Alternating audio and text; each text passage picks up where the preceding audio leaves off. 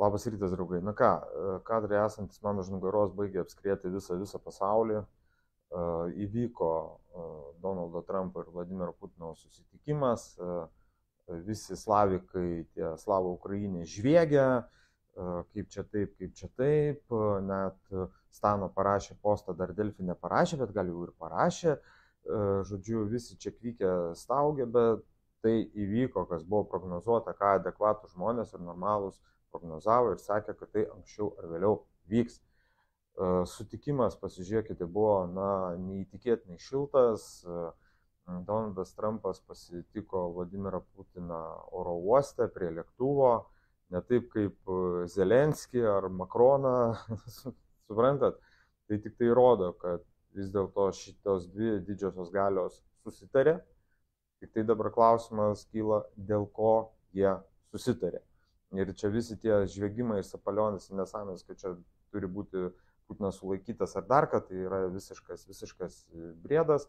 Na, kaip matote, tai įvyko, kad ir kaip ten žviegtų, čia kam patinka ar nepatinka, bet tai įvyko, aukščiausia pagarba parodyta, Trumpas, sakau, pasitiko, paspaudė rankas ir kas įdomiausia, kad abudu susėdo, Putinas atsisėdo į Trumpo automobilį, ne?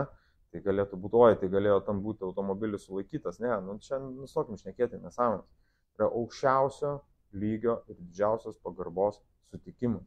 Amerika parodė, kad gerbė Vladimirą Putiną, nepaisant to, ką žviegia ten didžioji žiniasklaida ar kažkas. Man už nugaros, būtent jūs tai matote, kad ištiestas raudonas kilimas, Putino lėktuvo lydėjo F-22 naikintuvai, išrikiuota visa karinė Amerikos karinė vadovybė, atiduota maksimali pagarba, net žiūrėkit, Trumpas ploja Vladimirui Putinui. Tai labai daug pasako. Atkreipkite dėmesį į simbolius. Jų kaklaraiščiai yra panašių spalvų. Pas Trumpą ryškiai raudonas, pas Putiną tamsiai raudonos spalvos bordau, galima sakyti. Pažiūrėkite, tai yra susitikimas dviejų priešų. Man taip neatrodo. Pažiūrėkite, šypsosi, Trumpas kažką pasako angliškai, Trumpas, tai yra Putinas, pasako kažką tai angliškai, pasirodo Putinas gal jau išmoko anglų kalbą, kodėlgi ne per tiek metų išmokti. Tai va, prašau, atiduoda Trumpas pagarbą savo kariškiam, kurie saugo svečią.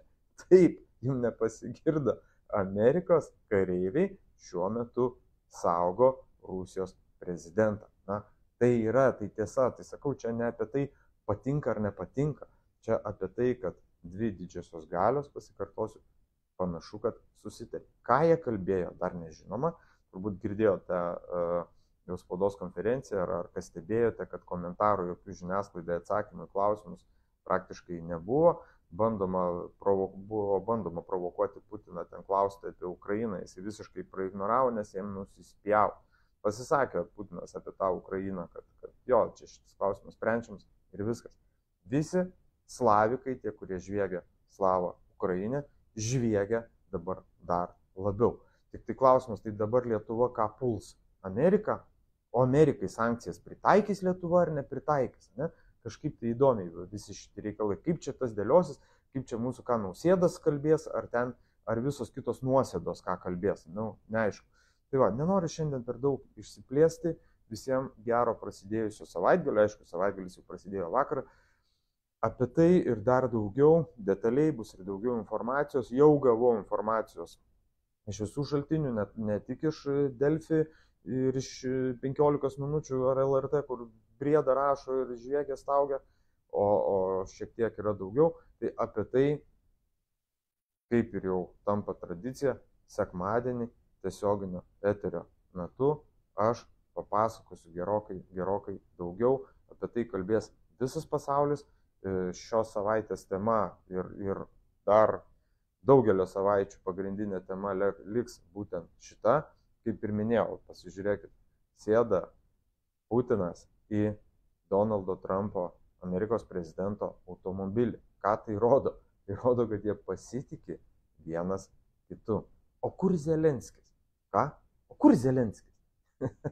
Nėra Zelenskis prieš tai tik tai į Angliją nulėkė, į Didžiąją Britaniją, kažką paverkti, pinigų paprašyti. Nu ir keistai nosytė Zelenskis ten vis dar patraukė. O čia prašau, va čia va kalba didžiosios pasaulio galios.